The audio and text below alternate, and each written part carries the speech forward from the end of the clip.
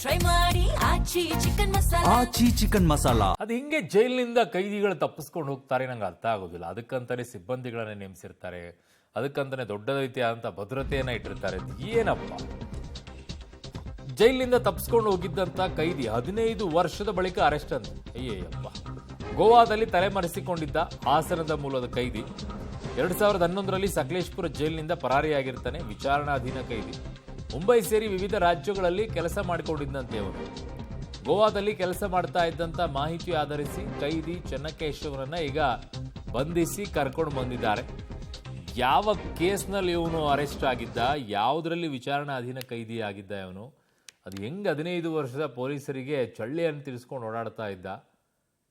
ಭಾರಿ ಬಿಡಿಯಪ್ಪ, ಇವನು ಜೈಲಿನಿಂದ ತಪ್ಪಿಸ್ಕೊಂಡು ಹೋಗಿನು 15 ವರ್ಷ ಆದ ನಂತರ ಆ ಪೊಲೀಸರು ಅದನ್ನು ನೆನಪಿಟ್ಕೊಂಡು ಅವ್ನು ಹುಡ್ಕೊಂಡು ಬಂದಿದ್ದಾರಲ್ಲ.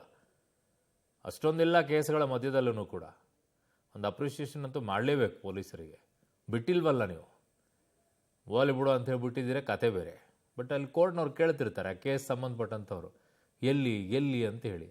ಅದಕ್ಕೆ ಇವ್ರಿಗೂ ಬಿಸಿ ಮುಟ್ಟಿರುತ್ತೆ, ಅದಕ್ಕೆ ಹುಡುಕೋದನ್ನು ನಿಲ್ಲಿಸಿರೋದಿಲ್ಲ. ಈಗ ತಗಲಾಕೊಂಡಿದ್ದಾನೆ 15 ವರ್ಷಗಳ ಬಳಿಕ. ಮುಂಬೈಯಲ್ಲಿ ಕೆಲಸ ಮಾಡ್ತಿದ್ದಂತೆ, ಬೇರೆ ಬೇರೆ ರಾಜ್ಯಗಳೆಲ್ಲ ಕೆಲಸ ಮಾಡ್ಕೊಂಡಿದ್ದ. ಫೈನಲಿ ಗೋವಾದಲ್ಲಿದ್ದಾನೆ ಅಂತ ಗೊತ್ತಾದಾಗ ಹಿಡ್ಕೊಂಡು ಬಂದಿದ್ದಾರೆ.